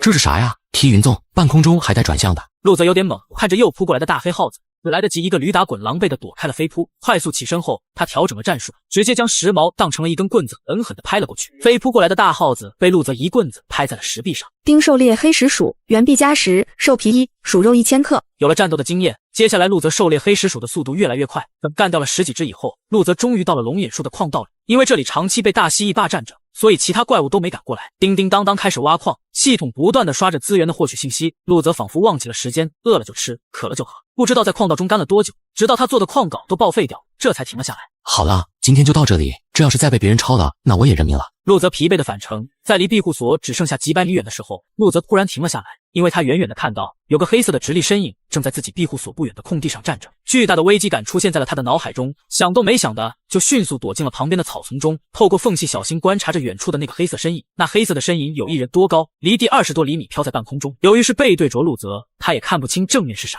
这玩意看起来比野兽恐怖多了，还好我有夜视能力，要不肯定得跟他撞上。这时，下午矿洞旁边的那只大棕熊摇摇晃晃地往陆泽的庇护所走去，紧接着那黑色的身影也动了，一个晃动间就飘出去10几米远，几次晃动就出现在了大棕熊的身后。那大棕熊也好像感受到了危机，扭头举起了熊掌，张着大嘴发出咆哮。可下一秒，它就像是被按了暂停键一样诡异的停顿在了那里。紧接着黑色的身影好像伸出了一只手，对着大棕熊挥了一下，让陆泽害怕忌惮的大棕熊就这么一点点化为了飞灰，随风消失不见。我的妈呀，这是什么战斗力？黑色的身影仿佛做了一件微不足道事一样，扭头看了一眼陆泽的方向，然后晃动间消失不见。这一晚，陆泽做了一晚上的噩梦，梦里全是那是猩红的眼睛在无时无刻的盯着他，直到系统的提示音在耳边响起，陆泽才迷迷糊糊的醒了过来。丁我是挖矿达人活动结束，活动排行榜已更新。重生回到末世前，就是一把火烧了佛寺的藏经阁，笑看108000册经书化为灰烬。女友骂我疯子，说要把我送进警察局，他却不知道7天后，我也将因为这场大火，成为只手镇压无数恶鬼的菩萨。只因前世诡异降临，只有那些末世前焚烧过纸房子和经书的人能活下去。我给我去世的妈烧过纸扎的房，因而幸运的获得了一座民房，民房可以抵御诡异。我在里面囤了几10箱泡面，几百个肉罐头，以及上百包脱水蔬菜。原本凭借这些，我可以在诡异末世中很好的生存下去，但我错信了人，从诡异手里救下女友柳如烟和发小楚生，与他们分享我的食物，可他们却用棒球棍和剁骨刀将我打个半死，用我的血液和骨肉加固民房。他俩把我固定在绞刑架上，一滴一滴的放干了我的血。在睁眼重回末世前，这一世我定要让这对狗男女付出代价。柳如烟和楚生有说有笑的走到我面前，我是你俩的亲妈妈，你俩说个话还得给我打报告。气氛顿时变得尴尬，楚生脸上的笑容凝固了，柳如烟则是面色一变。庄必凡，你发什么疯？你说话能不能礼貌一点？礼貌不了一点。想起发疯，我顿时来了兴致，开始狞笑着翻白眼，盯着他俩。庄必凡，你没事吧？我好的很。柳如烟眼珠子一转，不怀好意的说道：“你肯定是因为最近压力太大了，精神有点不正常，需要休养一下。阿生家里有一套乡村别墅，环境特别好，正好适合你。”是啊，必凡，你这样真挺让我担心的。咱们签个合同，我家的别墅和那边一大块地都归你，你家别墅就给我吧。等你病养好了，随时可以回来住。这俩人真是人才，被我吓了一跳，还不忘骗我家的别墅。不过末世里大别墅还真不值钱，因为这里诡异极多，十分危险。既然你主动送上门，我不坑他一把，对不起他的这份热情。我假装思索片刻，皮笑肉不笑的说道：“我怎么能让阿生吃亏呢？我这只不过是一栋别墅罢了，阿生那可是他祖上传下来的宅子。那你怎样才肯换？你是我发小，我吃点亏没什么呀。换我家的别墅很简单，用纸房子就行了。”柳如烟和楚生听懵了，什么是纸房子？就是用纸做的房子，白痴。这俩人对视一眼，肯定是觉得我才是那个白痴。楚生赶紧答应：“好，谢谢了，毕凡你真好。”没等他高兴，我伸出3根手指。我要3000个纸房子。要这么多纸房子干什么？你管我干什么？我烧着晚安。无论是再大再豪华的别墅，在末世中都是一文不值的。但纸扎的房子焚烧之后会变成名房，能抵御诡异，是末世中最宝贵的东西。3000个纸房子焚烧之后可以连成一座名城，到那时我便是名城城主。楚生纠结片刻，最终点头道：“3000个就3000个。一般的纸房子我不要，必须得是老棺材铺子里用荒纸扎出来的。扎纸房子的师傅还必须得焚香沐浴，3拜9叩。庄必凡，你差不多得了啊！楚生可是你发小，你怎么能提出这么多无理的要求？”楚生眼中满是纠结，最终咬牙做出了决定：“好，我答应你。”我满意一笑。高规格的纸房子得1万元一个，3000个就是3000万。我这次不仅能够一次性花光楚生的存款，柳如烟作为楚生的舔狗，肯定也得掏空他那点可怜的家庭。楚生与我达成约定之后，拉着我去公证处签字画押，生怕我反悔。路上，柳如烟鄙夷的看向我，这个二傻子还以为我彻底疯了。到了公证处，签完合同，楚生嘴角都快要翘上天了。随后他为了让我家的大别墅彻底属于他，开始竭尽所能为我搜集纸房子。很快就找到了能做扎纸房子的店铺，同城的陈记棺材铺子，老板是个老头，坐在躺椅上摇着蒲扇。他见我们进来，态度不冷不热的说道：“想要什么自己看看吧，都是古法手工制作，就是价格稍贵。老板有没有质量好点的纸房？”那老头看向我，颇为诧异。老头放下摇扇，站了起来，从铺子里面拿出了一个1米多高的纸房子。这纸房子扎得栩栩如生，只是用的黄纸，散发着古朴的香气，某些地方还用木质结构串联起来，用的是上好的楠木。这可是我精心制作的，一切按照古法。做之前要斋戒沐浴，焚香祷告，祖上说这样做能够沟通鬼神。这样做出来的纸房子可不一般，可惜现如今没人能欣赏这好东西喽。这纸房子好，如果按照上中下3等分类的话，怎么也得是中等偏上。我前世那个纸房子最多算是下等，强大一些的诡异就能攻破，而这种纸房子必须得顶级的诡异出手才有可能打破。我眼中闪过惊喜的光芒。这个纸房子多少钱？我要了。你应该也能看出这纸房子做工用料不错吧？这东西可是很贵，这一个15000块钱。要是你诚心想要的话，我给你打个折，12000块钱吧。怎么这么贵？贵什么贵？这纸房子的品质可太好了，绝对超值。我抚摸着这纸房子，满眼喜爱。小子，你可是太识货了。你要是买了这纸房子，我再送你一辆气派的纸扎马车。楚生在一旁看着，咬牙切齿，心里不断滴血。我瞥了他一眼，催促道：“快点付钱啊！愣着干啥？别墅还想不想要？”楚生咬牙付了全款。老板笑开了花，拉着我的手给我介绍其他东西。不用介绍了，还有没有纸房子？我们全买了。老板瞪大了眼睛，赶忙又拿出来几个纸房子。先生，这可是我压箱底的了，特别是这个是我留给我自己的，你要是喜欢就全拿走。总共5个纸扎的民房，我全部收下。楚生脸色铁青，但为了价值上亿的大别墅，他只能忍着。接下来我带着楚生这个小跟班走遍全国的棺材铺子，把几乎所有老棺材铺子的库存买光，才勉强凑齐了3000个纸扎民房。我雇了10几辆卡车把这些东西拉到焚化厂，看着焚化厂的滚滚浓烟滔天，楚生和柳如烟一脸心痛，这烧掉了他俩3000万。柳如烟把自己爸妈的棺材本都要出来，真是个大孝子。与他俩的心痛不同，我哈哈大笑。末世还有8天降临，我即将拥有一座名城，不过这还不够，只是龟缩在名城之内我并不甘心，我有一个更大胆的计划。末世之中，我曾经见过有人以一己之力对抗诡异，他凭借的是燃烧古籍获得的道法神通，我要获得尽可能多的神通来对抗诡异。这世间哪里古籍最多？天下第一佛寺啊！方丈，贫僧来也。好，这是哪？欢迎来到荒野求生，这是一个没有期限的游戏，而你们的目的就是活下去。脑海里突然出现的声音把3惊吓得立刻从地上跳了起来，极度的饥饿感让他身体晃了晃，差点没站稳。眼前出现一个光幕，一排排字迹伴着声音缓缓出现。1. 这个世界没有任何人类文明，除了你们的同类外，就只剩下各种恐怖生物。2. 荒野每天的时间为24小时，固定为白天12小时，夜晚12小时。当夜幕降临时，你最好乖乖的待在屋子里面。3. 每天0点，你们的根据地将会随机降落在荒野的一个位置上。当2处根据地相距不远时，那么恭喜你，你今天有邻居了。如果你和他都不喜欢吃人肉的话。4. 荒野之中存在各种资源，包括但不限于动植物、食物、材料、宝箱。别以为拿到宝箱就是欧皇了，那里面也可能是毒气弹。这个老六我真的服了。5. 每天每人探索的距离有限，根据地等级越高，探索越远，前提是你能在白天跑1个来回。6. 荒野之中没有一处是安全的，包括你自己的房子。如果你能在屋子旁边都种满豌豆射手的话，我收回后半句话。7. 嘿嘿，没有7了，祝你好运。奇怪的声音刚落下，3惊已经感觉自己马上就要饿嘎了。他喘息粗气，环顾四周，这是一个土墙屋子，一面土壁上镶嵌着一扇木门，唯一的光亮是从屋顶上渗出来。恭喜玩家发现垃圾根据地茅草屋，相信我，现在所有人都住在这样的地方，包括世界首富和米国总统。管他什么茅草屋，现在我需要食物和水。对了，木门旁有一个木箱，里面肯定有东西。他双眼猩红的扑向木箱，又是一道声音出现。打开木箱，可能产生食物、工具、武器之中的一个，宿主可以排除任意一个选项。还能排除的，那就排除工具。排除选项后，木箱缓缓打开，半瓶矿泉水和一片面包在白光中浮出来。他连忙取出狼吞虎咽的吃了下去，整个人才感觉活了过来。这时白光中又似乎有东西浮现，那是一块怀表和一本古朴的牛皮笔记本。恭喜玩家获得普通笔记本，翻开它吧，里面有你想知道的一切。三金把怀表揣进兜里后，翻开了笔记本。第一页上绘制着一个茅草屋，左下角标注着一个升级按钮。他尝试着点了一下，是否升级为小木屋？耗费材料：木材100份，绳索50份，小木屋图纸1份。很显然，三金现在什么都没有。继续翻下去，第二页显示的是图纸按钮，依旧什么都没。但打开第3页的时候，突然涌出了无数的信息。二哈，那么大的蟑螂，这是真实存在的东西吗？看着不停刷新的消息，三金这才知道原来有这么多人和自己一样来到了这个莫名其妙的地方。继续翻到第4页，上面写着商城2字，左右两边各标注着售卖和购买，但点击进去发现空空如也。看来这是让我们交易的地方，目前应该还没有求生者拥有可以交易的东西。咦，后面的页面怎么翻不动了？算了，趁现在还有体力出去看看再说，总不能就在这里面等他吧。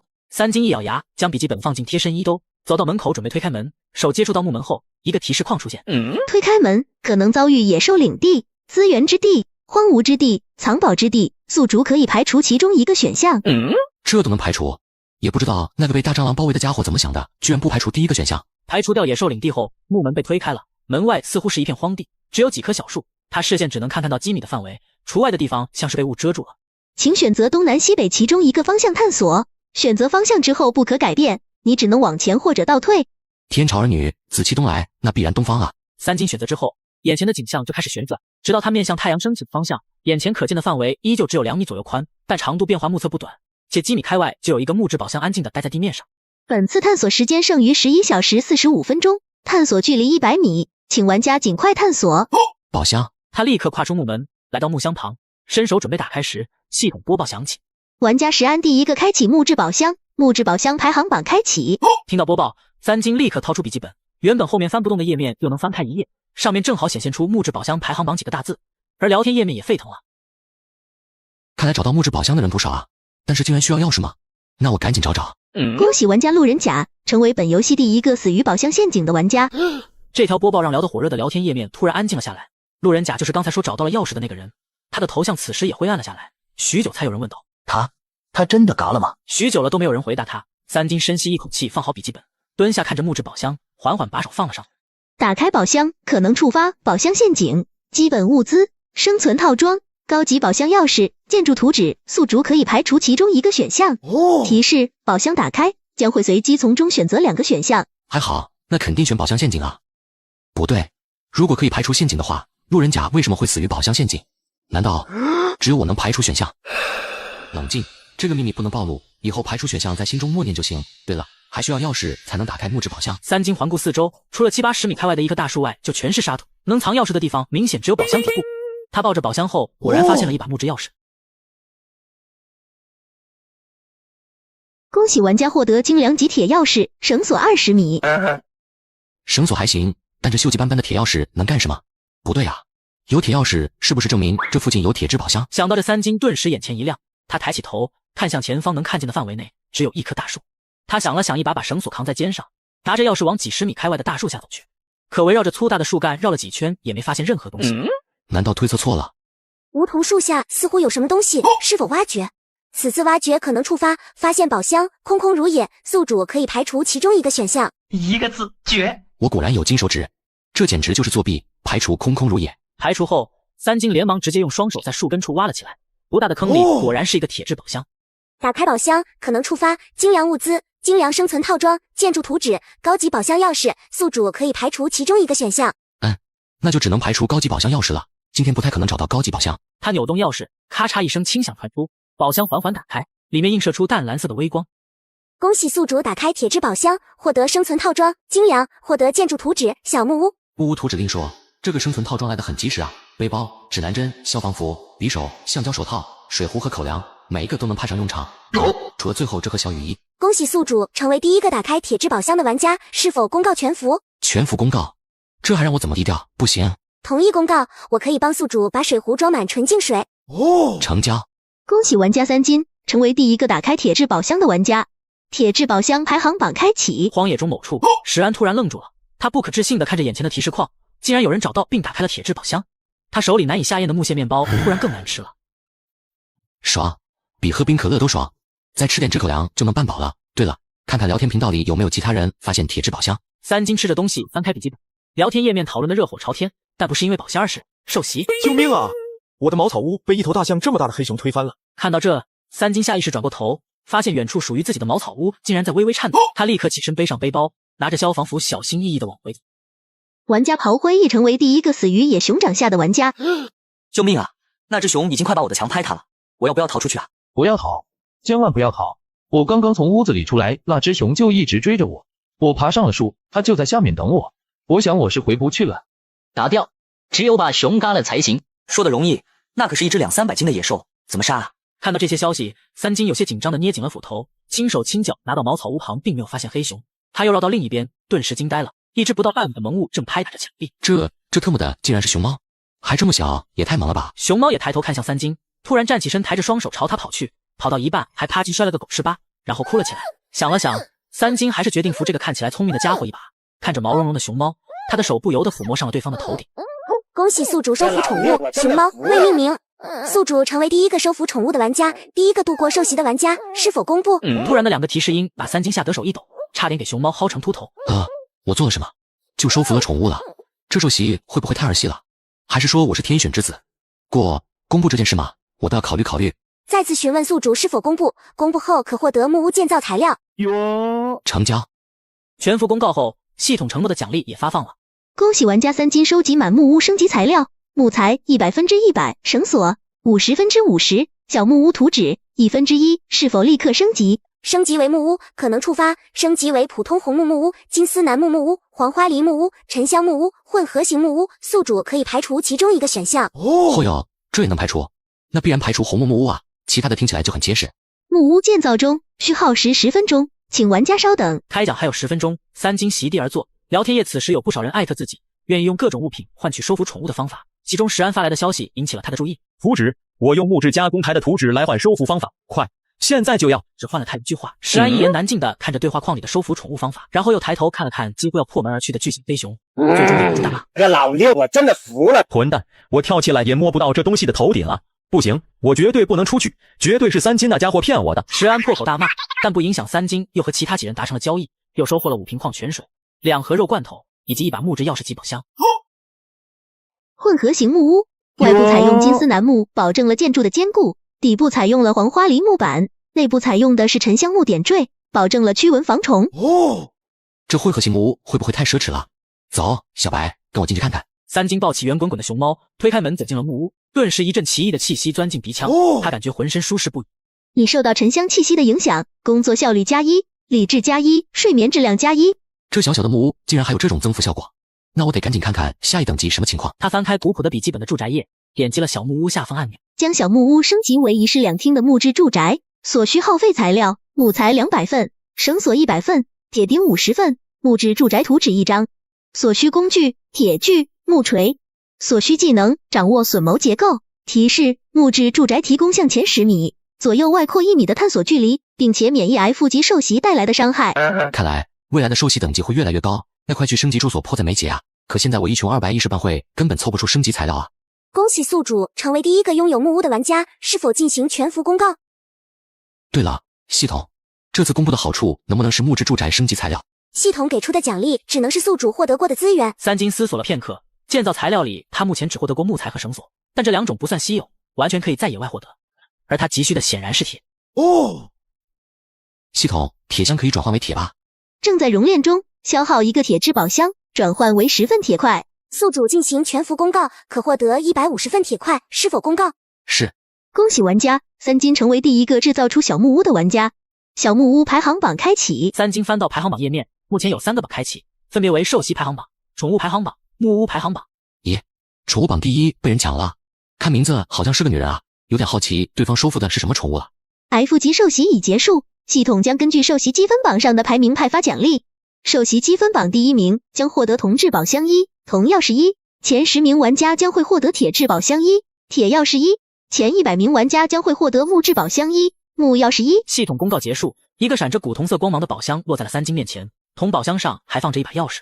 他抱起宝箱回了木屋，刚踏进屋，就眼睁睁地看着一堆硕大的不明物体从小白的屁股处掉了下来。不要啊！你怎么能再进我的沉香屋子里拉翔？我一定要揍你一顿！发现动物粪便，使用后有一定概率规避 F 级受袭，正在进行采集。系统的话让三金停住了罪恶的双手，他干咳2声，看着地上的翔缓缓消失，最后一点痕迹也没有留下。恭喜宿主获得动物粪便，熊猫10。小白，刚才吓到你了吧？以后你放心大胆的拉，就拉在屋子里。说完，他又打开笔记本，在聊天页面发出去一行字：10份有大概率规避掉 F 受袭的物品，换取铁具制造图、榫卯结构技能书，10份铁宝箱加钥匙，3个中任意一个都可交易，有意者可联系。等着交易这段时间先开箱，希望能开出好东西吧。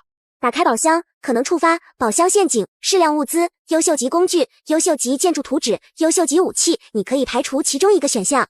排除宝箱陷阱。三金扭动钥匙，一阵光芒过后，提示框的背包里多了许多物资。恭喜宿主获得建筑图纸、土灶1、铁块50、木材100、黑土块50、矿泉水10、方便面5、火腿肠5。这些物资很难说不是想让我煮碗泡面吃啊。他取出土灶的建造图纸，笔记本自动翻到了第1页，木屋周围亮了2格，正是土灶的大小。亮格随着三金的眼神移动到了正门旁。开始建造灶台，将消耗黑土块30，水5升。建造完成，建筑评分加5。宿主成为第一个开启铜质宝箱的玩家，是否进行公布？公布后可获得19份肉罐头。面对每一次的奖励，三金当然没有拒绝的理由。奖励到账后，他走到土灶边认真打量起来。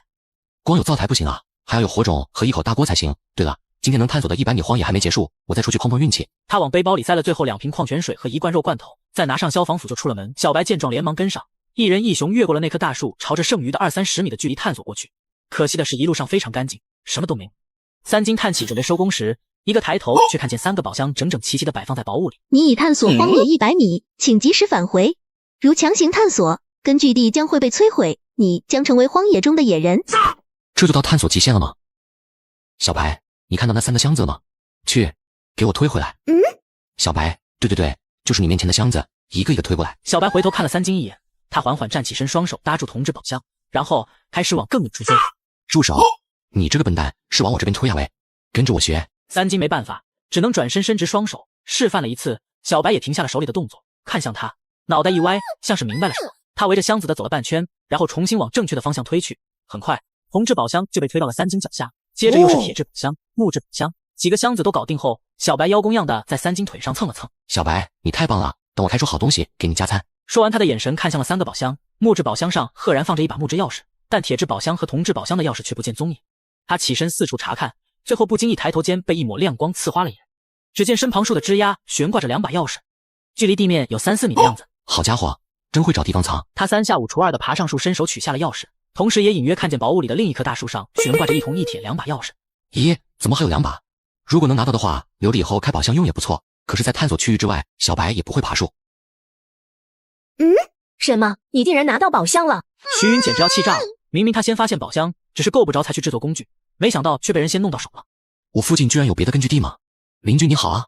好个屁！这几个箱子本来是我先发现的。熊猫宠物，你难道就是那个三金？那就好说了，你应该也看不上木质宝箱吧？你看这样，你给我一个木质宝箱，我跳民族舞给你看。不种哦。不服？那我怎么知道你跳的是哪个民族的舞？算了吧，我没兴趣。不过我们倒可以做个交易，你把你头上的2把钥匙给我，我给你木质宝箱。哼，你太过分了！一个木宝箱就想换铁钥匙和铜钥匙，干脆我再倒贴你一点物资得了。也不是不可以。我不想跟你扯了，木宝箱我也不要了，甚至还可以给你我自己的木质钥匙，一共3把钥匙，换你在聊天频道上说的可以规避受袭的宝贝如何？另外，我背包里的东西你也可以随意选一样。徐云大方的打开了自己的背包，里边1包方便面、1瓶矿泉水和1个火柴。他突然的转变让三金吃了一惊，这女人怎么这么怕受袭？宁愿做出这样的让步。既然你这么有诚意，那我只好勉为其难的同意了。那就3把钥匙和那盒火柴，换一份规避受袭的道具，怎么样？可以说这个交易非常不公平，但徐云却一口应下，爽快的上树取下了2把钥匙，自己又搭上1把木质钥匙和1盒火柴，拿在手里看向三金。东西我准备好了，你现在至少让我看看那宝贝吧。你什么意思？年轻人别慌嘛，马上就给你看了。先吃点零食，你包里好像也有罐头，怎么不吃呢？听听这说的是人话吗？这可是求生啊，肉罐头是续命的，哪能当零食吃？徐云叹气，只能抱着手臂看着机敏开外的三金，直到他吃饱，然后从笔记本的储物空间里取出一坨翔，装进了空的罐子里。好了，我已经把道具装好了，你把东西送过来，这玩意就属于你了。你耍我？罐子里装的难道不是一坨屎吗？这可不是普通的粑粑，而是我家宠物的粑粑，爱要不要吧？反正我也不是一定要你那点东西。别走，现在就交易。徐云咬咬牙，拿起棍子，用一根线把3把钥匙和火柴盒都绑好，穿过2人中间的雾层，递了过去。收到货后，三金也把罐头绑好，又递还回去。行了，交易完成了，那就各回个家，各找个妈吧。等一下，徐云一嗓子叫住了他，又快速转身回了三金看不见的地方，拖出来一头体型不小的棕熊。刚才我遭遇了2只野兽，这一只是战败的一方，让我捡了个大便宜。现在我想和你赌一次。这一刻，三金明白了对方为什么这么急着要规避受袭的道具了。这女人竟然遭遇了这么恐怖的受袭。他转头抱着手臂，想看看徐云要和自己赌什么。就赌开箱，这3个宝箱你拿回去也是要打开的，不如就在这里打开。如果你遭遇了宝箱陷阱，那大概率会嘎，到时候你的资源和宠物我会接手。相反，如果你开第1个没遭遇陷阱，我切1半熊肉给你；开2个，我1头熊都给你；开3个，我身上所有物资都给你。哈哈哈哈，这姑娘竟然和我赌开箱，这不纯纯送温暖来了吗？没问题，那废话不多说，直接开始吧。三金爽快的态度让徐云心生疑惑，但三金没有给他多想的时间，直接蹲下就把木钥匙插进木宝箱里。打开宝箱可能触发宝箱陷阱、基本物资、建筑图纸，你可以排除其中一个选项。三金在心中默默排除了宝箱陷阱后，打开了木质宝箱，一张木床的建筑图纸和3瓶矿泉水，一些木材绳索浮现，但他却故意大叫了一声。徐云伸直了脑袋，踮起脚往这边看，让我看看是不是遭遇陷阱了。三金忍着笑，拿起箱子里的物资，欠打的对着他展示，并指了指黑熊。徐云阴沉着脸，一边取出斧头切了1半熊肉，一边安慰自己：没事，还有2个宝箱，只要这家伙开到宝箱陷阱，所有东西都是我的了。他又转身从看不见的距离外推出来一辆板车，面对三金意味深长的表情，徐云冷哼：怎么就允许你开出图纸，我就不能开出板车图纸了？我先把半只熊给你推过去，记得板车还给我。装着肉的板车在他的用力下轻松穿过了几米高雾。三金取下熊肉后，又把板车推了回去。谢谢徐老板的馈赠，那我就继续打开第2个宝箱了哈。打开宝箱可能触发宝箱陷阱、基本物资、建筑图纸，你可以排除其中一个选项。没有意外，一份铁锅图纸、3瓶水和肉罐头，巧克力缓缓出现，又是一声夸张的尖叫，让徐云精神一振。怎么了？怎么了？你是不是要嘎了？这个男人有特殊技能，在求生世界中可以100%安全开宝箱，没想到竟然有人送上门要和他开箱。哎呀，又让你失望了，还是被我避开了宝箱陷阱。看看这肉罐头和水，我都快吃腻了。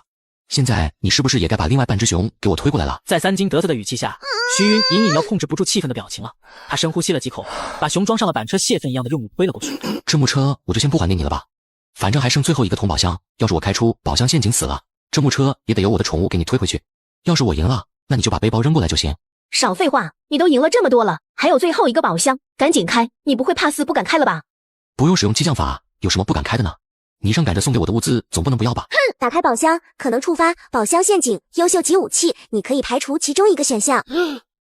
还是怕了吧？我看你运气究竟有多好，能自此完美避开危险。这铜质宝箱居然只有2个选项，按照提示，每个宝箱都会随机开出2个选项的物品，也就是说，这个宝箱换作其他人开，那就是避出宝箱陷阱。还好，我能排除宝箱陷阱。选择之后，他转动钥匙，宝箱里的东西浮现，他又是一声尖叫。听到动静的徐云翻了个白眼，又乱叫什么？只要你这家伙没有倒地，我都不会信你中了陷阱的。徐云说完，像是又想到了什么，这家伙运气太好了吧，连开3个宝箱都死不掉。不行，我的物资不能给他了，快跑！他一转身抓起来，迈开腿就跑。可才跑了几步，尖锐的破空声擦着他的脑袋掠过，一枚箭矢唰的一声插在树干上，尾部的白羽还得微微发颤。看来我运气不错，开出了远距离攻击武器。对了，刚刚你不会是想要逃跑吧？当然不是，我这就把背包给你，别冲动。徐云再也不敢犹豫，返回探索边缘，用力将背包扔到了三金脚下。那个，我可以走了吗？放心，我不会赶你，但是我现在又想看民族舞了。之前不是你说不想看的吗？混蛋！虽然内心抗拒，但他还是硬着头皮跳了一曲。才被允许离开。回到根据地后，三金先是消耗了一定资源，将铁锅和木床分别铸造完成，获得了10分的建筑评分。做完这一切，他的肚子已经饿到咕咕作响。那就来做一份朴实无华的方便面吧。他先砍下一只熊掌，用木材烤至金黄，再丢入铁锅中煮出面汤，最后放进方便面，顿时飘香白。熊掌汤面，精良级，饱腹度加 75%， 享受度加 35%， 首次食用体质永久加1。恭喜宿主成为第一个烹饪出精良美食的玩家，公告全服可获得50瓶矿泉水，是否公告？误操，误打误撞竟然整出来一个精良级的美食，不仅有永久增幅效果，还能带来整整50瓶矿泉水的额外收益，怎么能不公布呢？恭喜玩家三金成为第一个烹饪出精良级美食的玩家，开启美食排行榜。用铁斧凿出一双简易的木筷子，三金直接就着大锅吃了起来。他一边吃着，再翻开了聊天页面。精良级美食，那是个什么东西？怕不是什么烤蟑螂鼠之类的黑暗料理吧？楼上是不是傻？这种料理会被系统判定为美食吗？我猜胡大佬应该是获得了什么珍贵的食材，所以才烹饪出了精良级美食吧。气死我了！凭什么啊？那明明该是我的东西。三金吃饱喝足后，天色已经暗了下来，天黑之时，屋外危险等级急速上升，所以他直接抱着小白爬上空荡荡的木床，眼一闭睡了过去，直到被一阵奇怪的声音吵醒。卧槽，小白，你这家伙舔我干什么？小白见他醒了，连忙用小短手指着门口，叽里咕噜像是在表达着什么。三金顿时起了床，走到门边，把手放了上去。推开门，可能遭遇一级受袭、野狼盛宴、梦魇入侵、神秘空投，宿主可以排除其中一个选项。什么意思啊？我不开门，应该不会遭遇这些危险吧？小白为什么要让我出去？算了，还是先看看其他人那里是什么情况吧。救命啊！我听见外面有狼嚎，该不是晚上还有受袭吧？应该不用管的吧？系统说了，只要我们晚上不出门，就不会有事的。不出门？怎么能不出门？这个世界饿得太快了，会饿死人的。我所有吃的喝的都用完了，再不出门，我可撑不到明天。楼上是牛比的表弟沙比吧？你白天不积累资源，现在到晚上了，居然还打算出门觅食？不要在乎别人怎么看，兄弟，我支持你出去觅食，加油！石安这家伙明显就是想要别人先探路，看看门外会出现什么危险的吧。恭喜玩家沙子饼成为第一个死于夜袭的玩家。哦，看来确实很危险，大家还是不要轻易尝试了。废话，用你说。马后炮，那个三金大佬在吗？请问你怎么看这件事？突然被艾特，三金思索了片刻，还是打下一行字：夜晚的荒野里除了危险，也是有资源的，概率问题罢了。经过之前的事，部分人都对三金有一种莫名的信任，他的话让聊天页面安静了许多，不知道有没有人敢再次推开门。恭喜玩家徐云成为第一个夜行成功的玩家。这女人竟然成功了，不得不说她能力和运气都不错呀。那是什么？透过木屋的窗口，他明显看见天上缓缓降落下来一个十分明亮的物体，而且看这样子会掉在自己的探索范围内。这是空投，怎么朝我这里掉来了？那徐云得到的就不是空投了，难道还有其他奖励？看着不远的空投，三金内心很挣扎。空投里肯定是好东西，但推开门也不是100%安全。他又把手放到了门上。推开门，可能遭遇宝箱重置、野狼盛宴、梦魇入侵、神秘空投，你可以排除其中一个选项。赌一把，就算遇到野狼，我也有弓弩可以一战，那就排除梦魇入侵。吱呀一声，门开了，三金捏紧了手中的弓弩，飞快地朝着散发着强光的空投处跑去。但进了他却急刹住了脚步，一只2、3米长的狼也被亮光吸引了过来，一狼一人四目相对。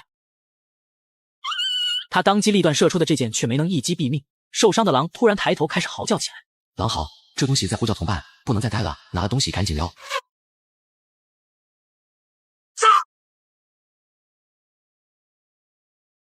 还好我跑得快，太他妈吓人了，对了我的空投。开启空投将会触发精良优秀级技能书、精良优秀级建筑图纸、精良优秀级工具图纸、精良优秀级武器图纸，你可以排除其中一个选项。全是图纸，赚了。武器我已经有了，那就排除武器图纸。幸运女神给我一本技能书吧。恭喜宿主成为第一个获取空投的玩家，触发双倍奖励。我操！双倍奖励，那还等啥？开！发现精良级技能射击精通，正在学习。恭喜玩家已掌握精湛射击技能。就这，怎么感觉没什么变化？难道要实践一下？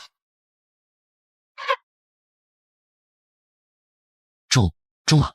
这可是漆黑的夜晚啊！我他妈还闭上了眼。这精通射击竟然有自动瞄准的功能吗？牛皮啊！发现精良级技能榫卯结构，正在学习。恭喜玩家已掌握东方魔法榫卯结构技能。宿主成为第一个开启空投和学习技能的玩家，是否公告全服？公告后可获得神秘礼包一份。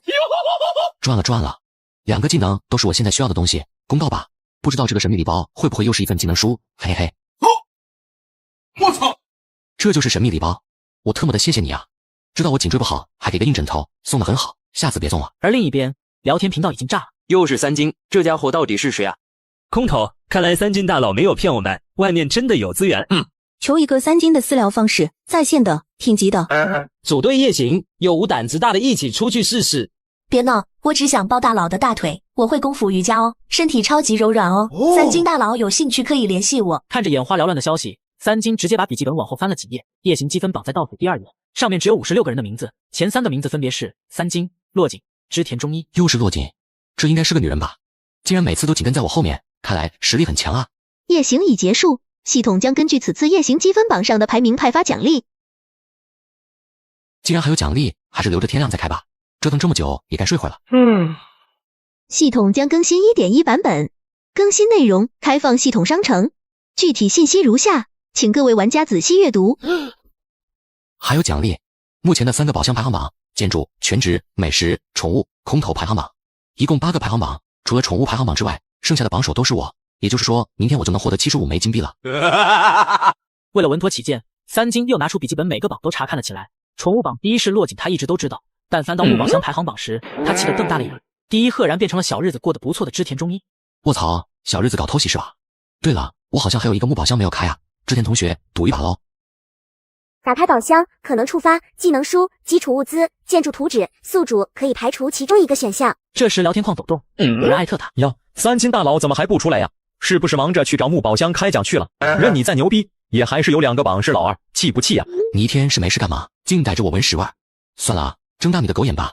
今天大爷我就教教你什么叫实力拿捏。排除掉基础物资选项后，3金毫不犹豫扭开了保证，一个本子和建筑图纸浮现，木质宝箱排行榜第一又变成了黑子。我靠，这个家伙怎么这么邪性？说登榜就登榜了。发现垃圾技能砍柴，首先你需要一把斧子，其次需要一棵树，剩下的该怎么做？想必不用我教你吧？好家伙，果然不愧叫垃圾技能。希望另外的一份图纸不至于这么拉。我操！木质住宅图纸，建筑图纸，木质住宅相对于小木屋而言，